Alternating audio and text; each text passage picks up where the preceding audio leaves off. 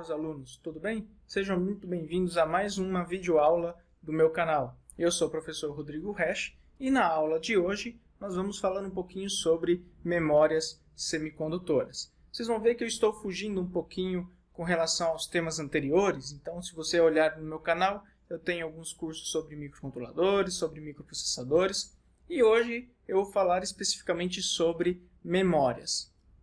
É o seguinte, sempre que eu vou falar de microcontroladores ou microprocessadores, eu acabo entrando no tema de memórias, não tem jeito, tá bom? Faz parte do assunto que nós falamos quando trabalhamos lá com programação de microcontroladores, por exemplo. Então, acho que nada mais justo do que eu falar um pouquinho sobre memórias também. Assim você já vai ter uma base um pouquinho melhor para entender até o conteúdo daqueles outros cursos que tem aí no meu canal, ok? Mas eu não pretendo nessa aula falar especificamente de tipos de memórias, nem nada disso, pessoal. Então, serão aí uns 2 vídeos no máximo 3, onde eu vou falar um pouquinho sobre os conceitos básicos de memória e fazer umas 2 simulações no software Proteus, tá beleza? E acho que com isso já vai ser suficiente para que você entenda melhor sobre esse tipo de circuito. Caso você pretenda, caso você precise de mais informações sobre memórias, aqui no YouTube tem bastante gente, né, que posta sobre isso, com material um pouquinho mais completo, e também em livros de eletrônica digital no geral, como o do Capuano, então o livro do Totti, sempre explica um pouquinho mais também sobre esse tipo de memórias, beleza? Então aqui eu vou me concentrar em coisas mais objetivas para que vocês entendam mais os cursos que eu tenho aqui no meu canal, beleza? Então vamos começar. Primeira coisa de tudo, obviamente, eu tenho que falar sobre a definição de memória, né? O que é uma memória semicondutora. Então se a gente fala só memórias, isso abre um leque gigantesco de opções. No nosso caso, a gente vai trabalhar com memórias semicondutoras, ou seja, todas aquelas memórias que são feitas como circuito integrados. Beleza? Então, uma definição muito básica que eu coloquei aqui, que são dispositivos semicondutores que armazenam informações. Só que nota uma coisa, eu coloquei aqui que elas armazenam informações codificadas. O que isso significa, galera?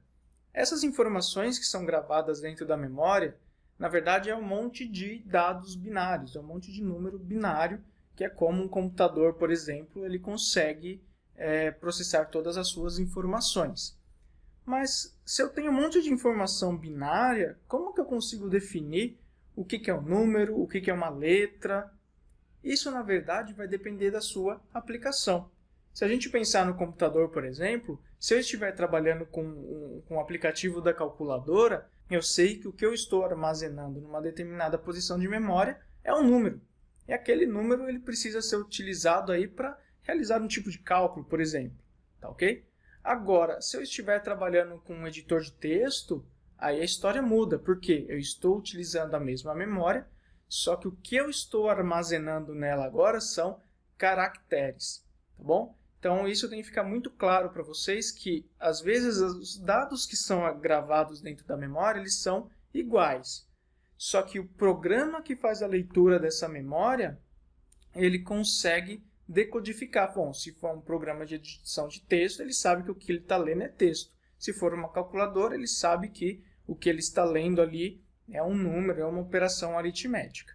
Beleza? É isso que eu quero dizer quando eu falo de informações codificadas. Beleza?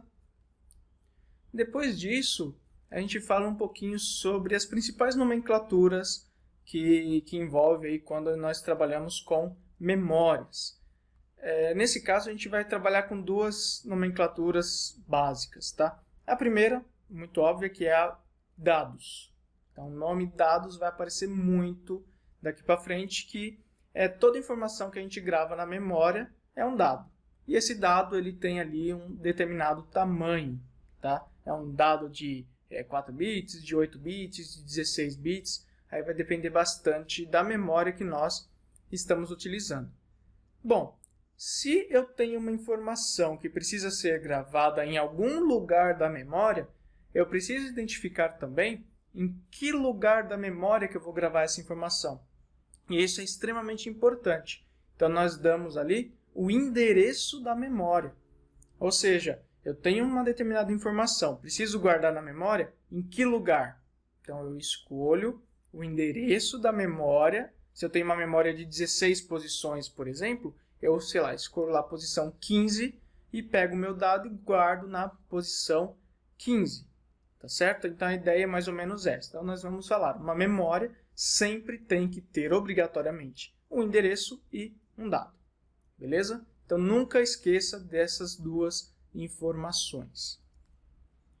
Aqui eu dei alguns exemplos, tá? Então, eu considerei aqui 5 posições e em cada posição eu gravei um número diferente, apenas como exemplo aí para fixar um pouquinho melhor na sua mente.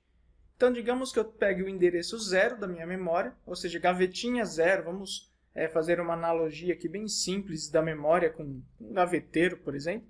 Então, eu tenho a gavetinha ali de número 0, e dentro dessa gavetinha eu guardo alguma coisa. O que eu guardo? Um número, um dado que eu chamei aqui, que está aqui na apresentação, que é o número 15. Então, eu gravo no endereço 0 o número 15. Quando eu acessar essa gaveta, quando eu abrir essa gaveta, o número 15 vai estar lá guardado. Se eu pegar o endereço número 1, olha o que eu gravei nele agora, ó, o dado FF em hexadecimal. O que muda, pessoal, quando eu coloco um valor em hexadecimal, em binário ou em decimal? Absolutamente nada. Eu fiz isso aqui propositalmente porque é uma dúvida muito recorrente dos alunos, tá? Acreditem em mim.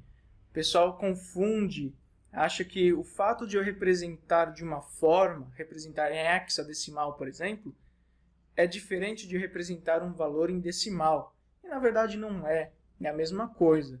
Se no lugar do FF que eu coloquei aqui na apresentação eu tivesse colocado 255 em decimal, daria no mesmo. É o mesmo número que eu estou armazenando. O que vocês precisam lembrar é o seguinte: um sistema computacional, um microprocessador, um microcontrolador, um circuito digital no geral, o que vai estar dentro dele? Números binários. Só que esses números binários eles podem ser representados de outras formas, como decimal e hexa, por exemplo. Tá ok? Então eu coloquei outros exemplos aqui com bases diferentes também. Então eu peguei, por exemplo, o endereço 2 em hexa. É a mesma coisa que o 2 em decimal. E dentro dele eu coloquei esse valor em binário, que eu poderia ter convertido e colocado ele em decimal ou em hexa também. E a mesma coisa para o endereço 3, onde eu coloquei o valor 25 em decimal dentro dele. O endereço 4, que eu representei aqui como binário, que eu coloquei o valor 40. E por fim, o endereço número 5, onde eu coloquei esse valor AC em hexadecimal. Tá ok? Então, na verdade, a forma que você representa o número não muda em nada. Tá? É isso que eu gostaria que ficasse claro para vocês agora. Depois disso, eu vou falar de algumas características de memória. Tá? Obviamente que aqui eu coloquei apenas duas, mas existem muitas outras características, mas o que é importante para a gente, essas duas já vão suprir aí tranquilamente. A primeira delas é a volatilidade, que é a característica que diz como que o dado é armazenado dentro da memória. Tá bom? Então, esse dado ele é armazenado de uma forma fixa, ou esse dado ele é armazenado de uma forma que ele é perdido, aí se a gente tira a alimentação, por exemplo. Então, o primeiro exemplo que a gente tem é de uma memória volátil. Então, o exemplo clássico é a memória RAM do computador. Qual que é a característica principal dela? Tirei a alimentação de uma memória volátil, perco todas as informações dela. Tá bom? Então, a memória de computador funciona dessa forma. Existe um motivo para isso. Tá bom? Então, se a gente quer ganhar velocidade, se a gente quer ganhar com relação a número de vezes de utilização, eu sempre vou utilizar memórias do tipo RAM ou do tipo volátil. Tá bom? Daqui a pouco a gente vai falar um pouquinho mais sobre isso. E, em contrapartida, existem também as memórias não voláteis, que é o caso lá daquelas memórias flash, no caso de um SSD ou então no caso de um pendrive, aí, como exemplo. Então, qual que é a diferença dela para as memórias voláteis?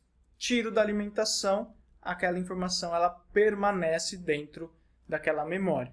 existem algumas desvantagens com relação às memórias voláteis. E a gente vai discutir isso depois. É por isso que existem tantas voláteis como as não voláteis. Beleza? E uma outra característica importante é com relação ao tipo de armazenamento. Na verdade, isso daqui eu coloquei na apresentação porque a gente vai ver muito em datasheets, principalmente. Então, a gente vê lá no datasheet do AVR, vê no datasheet de outros componentes. Então, é importante que a gente saiba o que significa. Então, uma memória do tipo estática, um tipo de armazenamento estático, é uma memória que eu armazenei uma informação nela, enquanto tiver alimentação nela, isso considerando sempre memórias do tipo voláteis, tá ok? A partir do momento que eu armazenei uma informação nela, aquela informação, enquanto tiver alimentação, vai permanecer a mesma. Tá? Nunca muda. Aquele dado é sempre a mesma coisa. Enquanto que existem as memórias que nós chamamos de dinâmicas, ou então RAMs dinâmicas, por exemplo. Elas são feitas de uma forma com um custo muito mais barato. Tá? Então, elas são feitas aí com células capacitivas, que têm o poder de armazenar informações, só que essas informações elas ficam armazenadas temporariamente. Como assim temporariamente? Não estou falando mais que é quando ela perde a alimentação. Porque nesse caso, um capacitor, como vocês bem devem saber, ele vai descarregando com o tempo. Conforme ele vai descarregando, chega um momento que a informação que está gravada nele é perdida. E isso pode ser prejudicial para o seu circuito. Então, sempre que existe um sistema com memórias dinâmicas, existe também um circuito em paralelo chamado de refresh, ou atualização. De tempos em tempos, esse circuito vai lá e manda novamente para aquela memória RAM as informações que já estavam gravadas nela, certo? Atualmente eu só conheço aí aplicações com memórias estáticas. Posso estar enganado, não pesquisei muito sobre isso, mas pode ser que com relação à diminuição de custos e tudo mais, hoje é preferível utilizar apenas memórias do tipo estáticas, que é o que a gente vai encontrar em microcontroladores ou até em computadores também, ok? Depois a gente fala um pouquinho sobre a organização das memórias. Como que uma memória é construída fisicamente? Tá? Se você pegar um chip de memória ou pegar o datasheet de uma memória, como que você entende ali o que é cada uma das coisas? Primeira coisa que você precisa saber, nomenclatura. Então, toda memória, se a gente está falando de capacidade de armazenamento, ela vai ter uma quantidade de gavetinhas, tudo bem? Uma quantidade ali de locais de armazenamento, porém ela também vai ter um tamanho para cada uma dessas unidades de armazenamento. Ou seja, se eu tenho 16 unidades de armazenamento, e eu posso falar que cada unidade de armazenamento tem 8 divisórias, por exemplo. E isso a gente fala que é essa notação N por M, onde o N é a quantidade de endereços, é a quantidade de posições, enquanto que o M é o tamanho de cada uma dessas posições. Então aqui um exemplo bem simples. Ó.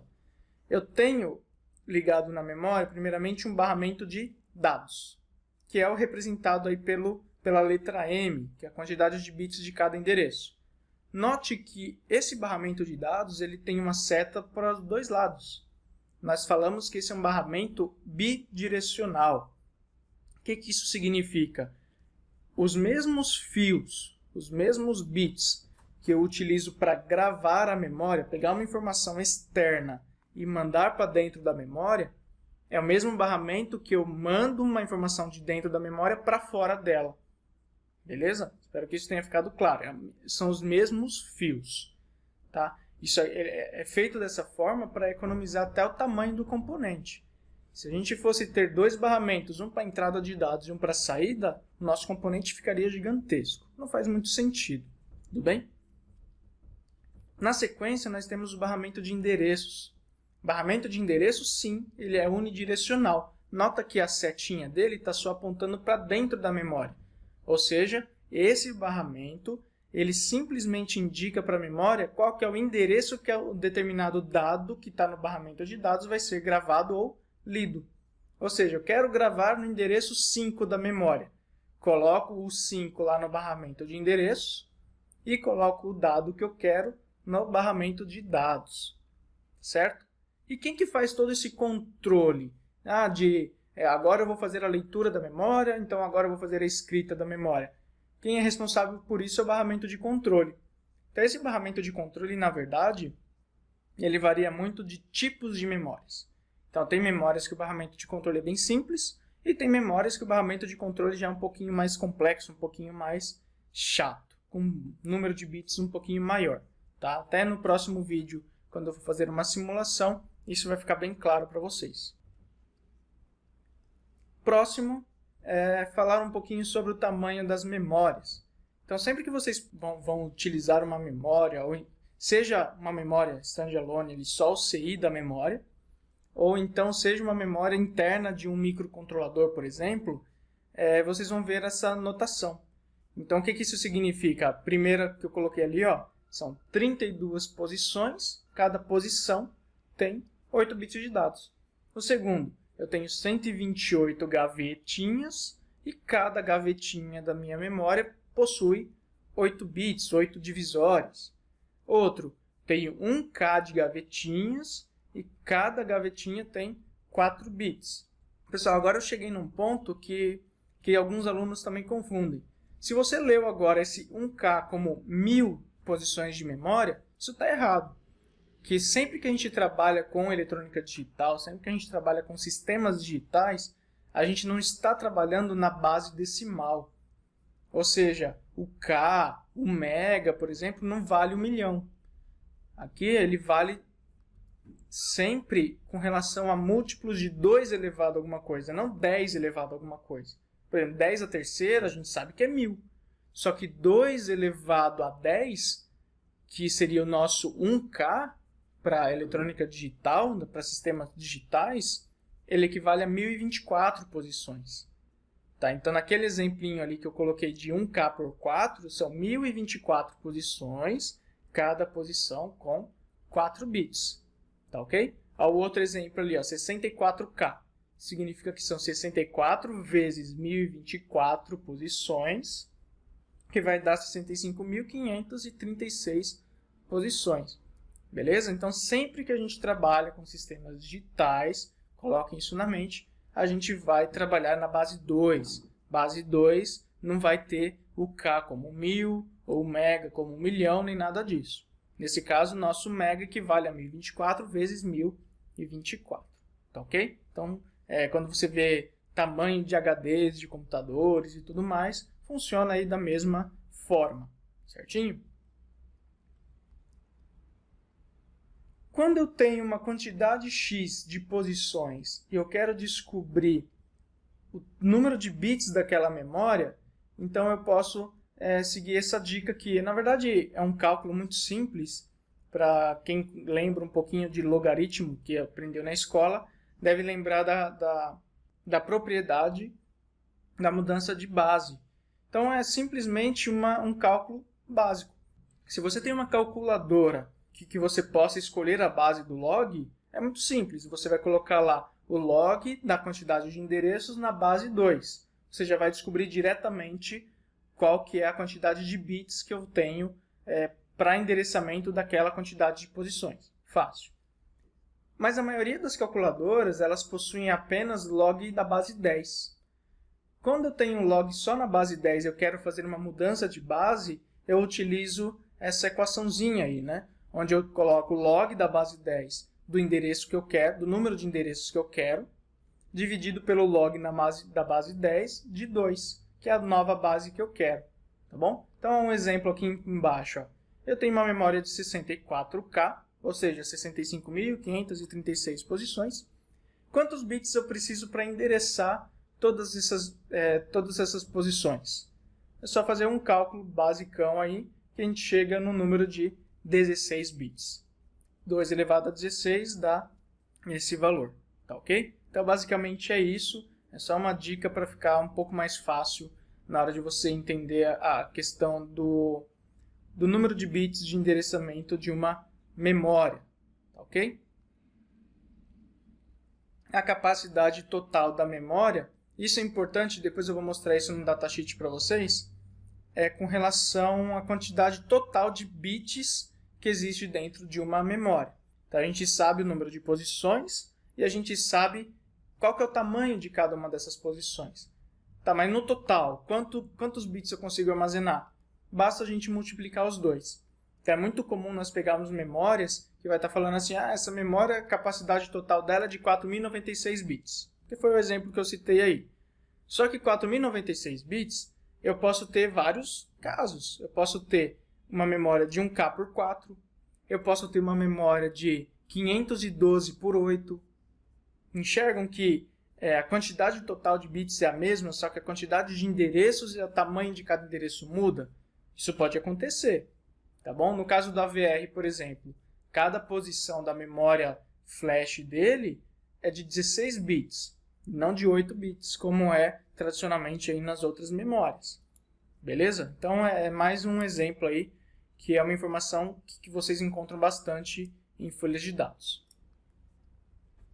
E para a gente finalizar essa parte aqui de conceitos, né, para a gente ir para a parte de simulação, vou falar um pouco sobre os tipos de memórias.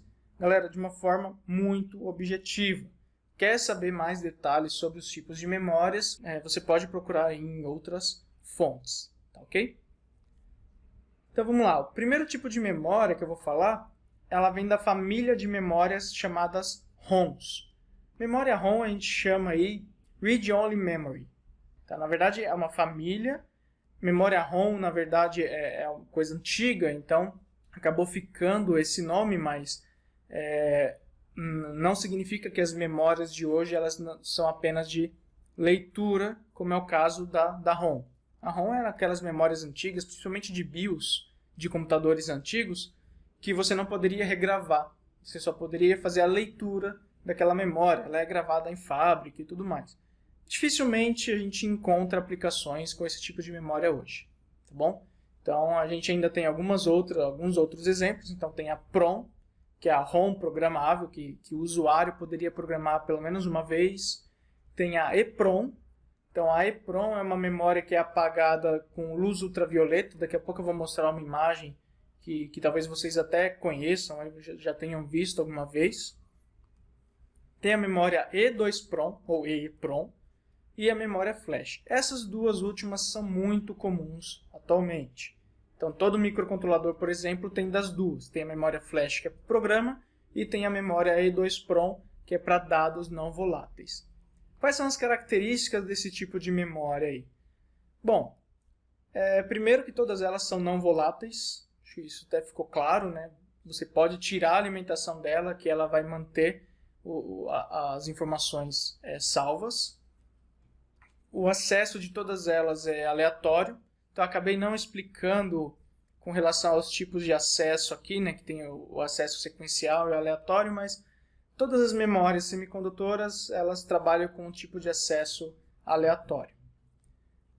A memória EPROM, como eu já tinha comentado com vocês, ela é apagada por luz ultravioleta, tanto é que os chips, olha, dá uma olhada nas imagens que eu coloquei aí, ó. Os chips dela tinham uma janelinha em cima.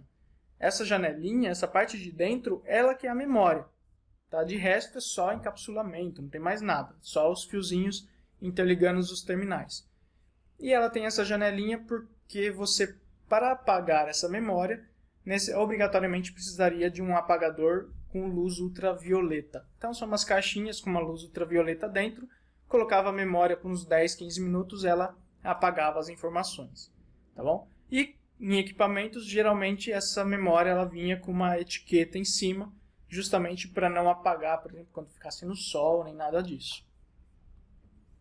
Enquanto que a memória E2PROM e a memória flash, elas são apagadas eletricamente. Então, esse é o tipo de memória mais comum hoje, até porque não faz tanto sentido mais a gente ficar apagando memórias com luz ultravioleta. Beleza? E aqui eu tenho um exemplo de um SSD. Então, como o SSD hoje está na moda, SSDs são feitos de memórias do tipo flash. Aí tem tecnologias diferentes, tecnologia 3D NAND e tudo mais, mas basicamente são memórias do tipo flash. Tá? E isso, uma das coisas que eu comentei lá atrás, nos slides anteriores, faz com que o fato dela armazenar uma informação e ela ser não volátil, faz com que a velocidade de acesso seja muito mais baixa do que a velocidade de acesso de uma memória RAM, por exemplo. Tá? Não que seja um valor absurdo, mas a velocidade de acesso é muito menor e é por isso que as memórias RAM nos computadores continuam ali firmes, né? E se a gente tira elas, quem que vai fazer a ponte entre o HD e o processador? Sendo que a gente precisa de uma velocidade muito alta. Quem faz isso é a memória RAM, ok? E para finalizar, a memória do tipo RAM, né? A família da memória RAM. Ela vem de memórias de acesso aleatório, acesso randômico aí. E não que as outras não sejam, mas ela vem com esse nome, tá certo? E o exemplo mais fácil, né, mais clássico é a memória RAM de computador. Qual que é a função delas? Elas armazenam ali, elas trocam de informações milhares e milhares de vezes por segundo com o processador e com o HD do computador e faz com que a comunicação entre eles seja mais rápida.